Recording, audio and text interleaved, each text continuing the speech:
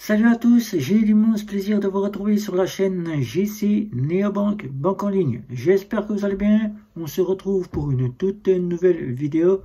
Mon test de Before étant terminé, je vais enfin pouvoir vous parler de Before l'offre que j'ai testée. Eh bien, si vous souhaitez contribuer pour la chaîne, pour me faire plaisir, il y a un petit onglet en forme de sac sous le titre de la vidéo.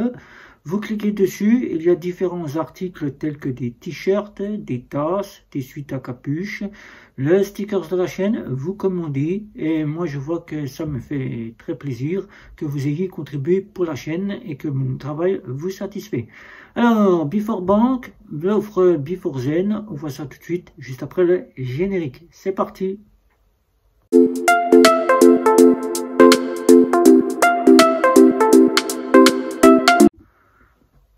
Au sommaire, donc c'est l'histoire de Before Bank. Ensuite, ça sera sur l'offre de Before Zen que j'ai testé pour vous. Ensuite viendra le test que j'ai donc effectué et on terminera avec mon avis global sur l'offre de Before Bank pour conclure tout l'ensemble de cette vidéo. C'est parti, on commence tout de suite avec l'histoire de Before Bank. Before Bank est une banque en ligne créée par la maison mère, directement Crédit Agricole, en 2019, qui on a connu Before Bank sous les offres Visa classique, Visa première et Visa infinite jusqu'en 2023, où Before Bank a donc dû se remettre à zéro pour pouvoir se rentabiliser et se constituer un petit point de clients, car n'ayant plus assez de clients ni d'argent, il a bien fallu trouver une solution. Et c'est en septembre 2023 qu'elle est revenue avec de nouvelles offres, un retour à zéro, deux offres, une offre Before Basic et une offre Before Zen, et c'est donc l'offre Before Zen qui va nous intéresser dans cette vidéo, puisque sur la chaîne, il y a déjà la partie test sur Before Basic. Donc, on va parler maintenant de l'offre Before Zen. On y va pour l'offre Before Zen. Before Zen. Alors, Before Zen, c'est cette carte bancaire Visa qui comporte donc 3000 € de plafond glissant par mois. Elle vous apporte donc une carte virtuelle avec un plafond de 1000 €. Vous avez donc les retraits, 5 retraits gratuits avec un plafond de 1000 €. Vous avez donc à l'étranger les paiements qui sont totalement gratuits dans la limite du plafond de votre carte bancaire. C'est-à-dire que vous pouvez faire autant de paiements que vous le souhaitez sans être avec des frais que vous auriez pu avoir avec d'autres banques à l'étranger, puisque c'est totalement gratuit. Pour les retraits à l'étranger, c'est un retrait gratuit et après vous payerez 1,75% du montant que vous retirez. Vous avez donc des assurances voyage qui sont donc le médical, le ski, la montagne, le retard de vol, s'il y a plus de 6 heures de retard, que votre avion n'arrive pas et qu'il a plus de 6 heures de retard, vous êtes assuré par l'assurance retard de vol. La perte de bagages, les vols de bagages, vous êtes assuré. Vous avez donc des assurances location de véhicules. Si vous faites des dégâts avec votre véhicule, vous êtes donc assuré. Vous n'êtes donc pas dans l'obligation de prendre l'assurance que pourrait vous donner le loueur si celui-ci vous la propose. Vous avez simplement à lui dire que c'est inclus dans votre carte bancaire, que vous n'en avez pas besoin. Et ces assurances sont dignes d'une Visa première. Alors, vous avez donc la partie Google Pay et Apple Pay auquel vous pouvez installer votre carte bancaire. Donc là, vous pouvez payer avec votre smartphone. Je répondrai que oui, la carte est faite pour payer sur Internet ainsi que dans les boutiques et les commerces. Donc la question est nulle si vous ne savez pas que la carte est faite pour cela. Donc vous n'avez rien compris au système des cartes bancaires. Passons maintenant au test que j'ai pu faire avec la carte bancaire de chez Before Zen.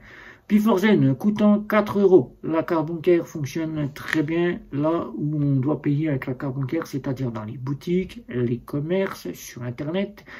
Le solde de votre compte s'actualise en instantané, puisqu'il faut savoir que les cartes bancaires sont à contrôle de solde, mais c'est au niveau des débits que vous faites avec votre carte bancaire que ceux-ci ne s'affichent pas. Les transactions s'affichent au bout de 24 heures. C'est pas très handicapant. Certains diront que ça les gêne de ne pas avoir tout de l'instantané comme le fait Bourse-Banque, comme le font les néobanques. Mais quand on est passé sur une banque en ligne telle que Phosphor avec Fortuneo et qu'on connaît la banque traditionnelle classique Banque Populaire ou encore la Caisse d'épargne qui avec leur carte autorisation systématique ou quasi systématique, les débits se font 24 à 48 heures plus tard.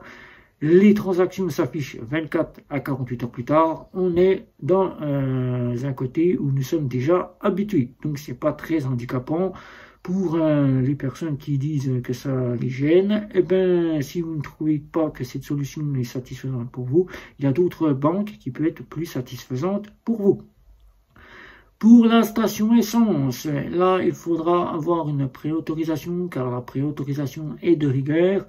Il faut avoir minimum 120 à 150 euros sur sa carte bancaire, qu'elle soit basique ou qu'elle soit zen. Il faudra avoir 120 à 150 euros.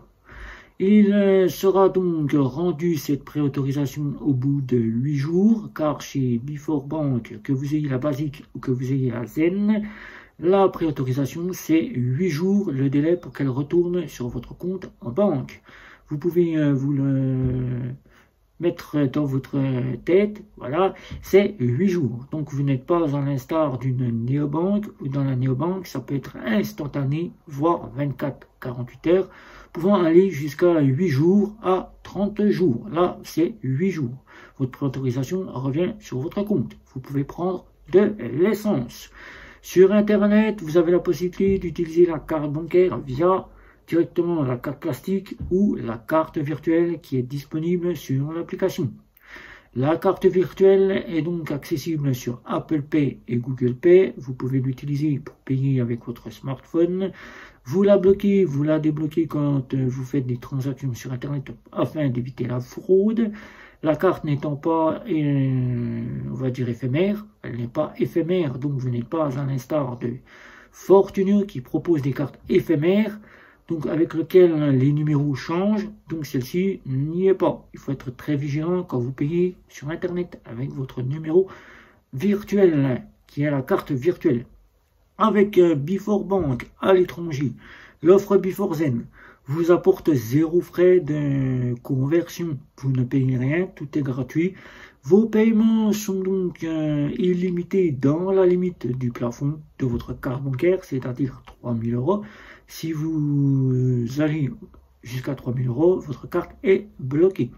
Pour les retraits, il est donc d'un seul retrait gratuit. Ça, je trouve ça un petit peu... Donc, je n'aurai pas de mots à dire car c'est un peu faible pour cette partie retrait. Il faut payer ensuite 1,75% du montant. La conversion se fait au taux de Visa. Elle peut être parfois très coûteuse, cette conversion, car Visa ne prend pas le taux réel de la partie qui devrait être au taux réel.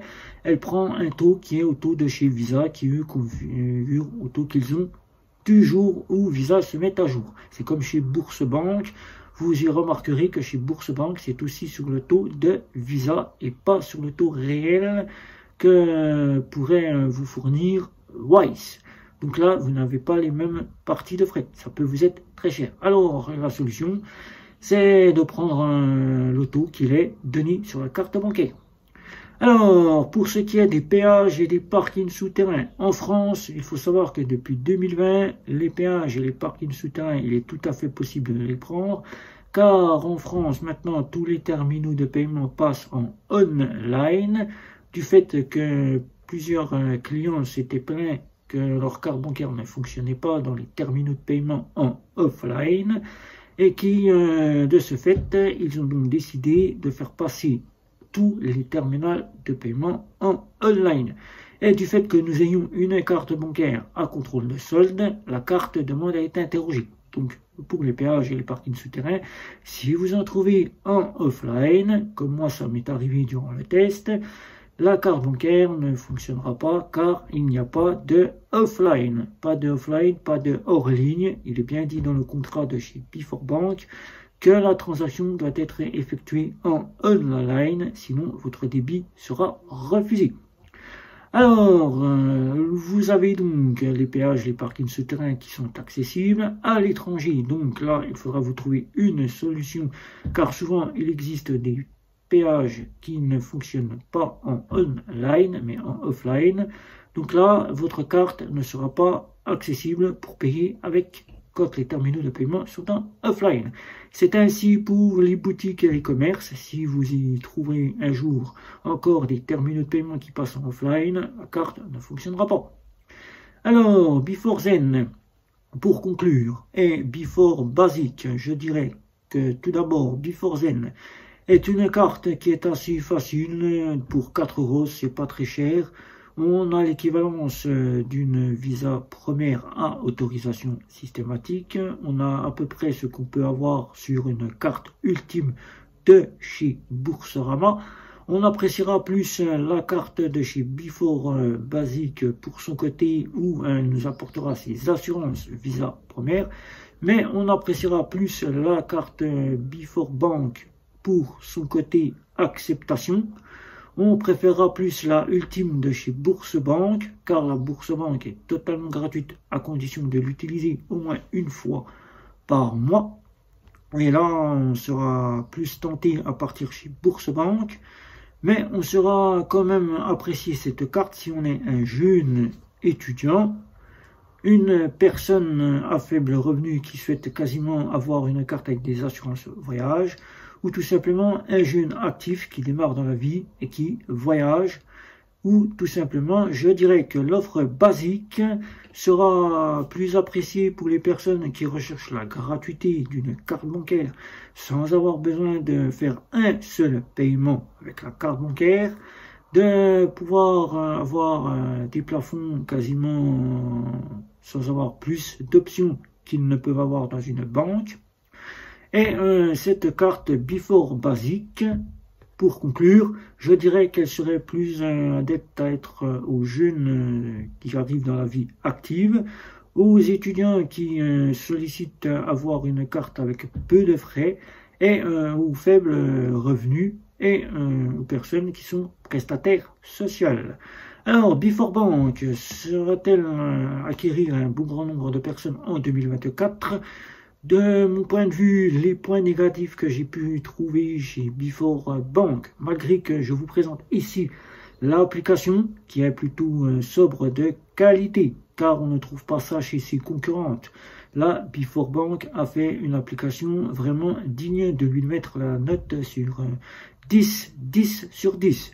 Car là, on arrive, elle est accueillante, on sait tout de suite que nous sommes bien accueillis.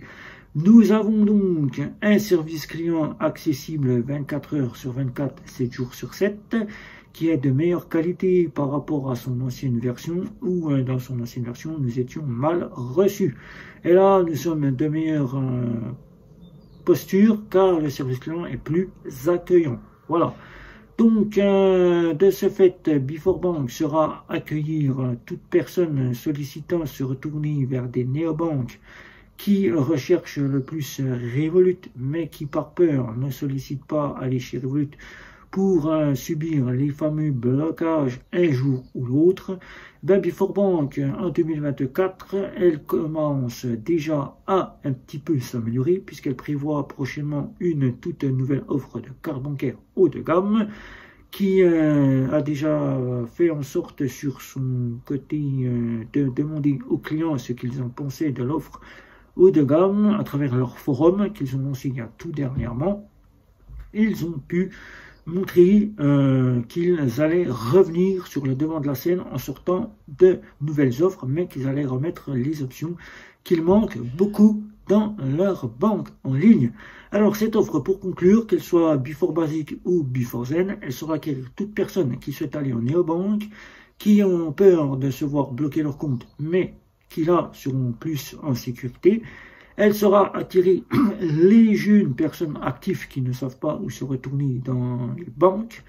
Toute personne qui ne veut pas aller dans de grandes banques comme Before Bank anciennement, ou bien Fortuné, ou bien Boursorama Bank, ou qui ne sollicite pas du tout entrer directement sur Hello Bank, eh bien, Before Bank sera les accueillir et leur donner ce qu'ils recherchent. Pour ma part, moi, j'ai l'offre Before Zen à 4 € que j'utilise quasiment peu, mais elle peut être intéressante pour en faire un compte principal. Il n'y a donc pas de souci si on sait comment s'y prendre.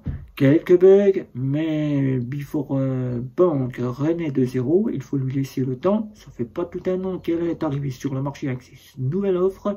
Alors, le temps qu'elle se mette en place, Before Bank renaît de zéro. Elle espère acquérir un bon grand nombre de clients en 2030, atteindre ses objectifs et redevenir sur le devant de la scène. Alors, Before Zen ou Before Basic, je vous ai parlé de Before Zen. Mon test a bien été concluant, mis à part quelques bugs. La banque en ligne Before Bank sera satisfaire tout comme elle m'a satisfait. Il n'y a pas vraiment grand chose à dire. C'est une partie un petit peu genre Lydia ou un petit peu genre N26. Donc voilà. Donc pour ma part, des commentaires sur Before Zen, un petit like, un petit abonnement, les réseaux sociaux. C'était Guillaume. Ciao, ciao, ciao.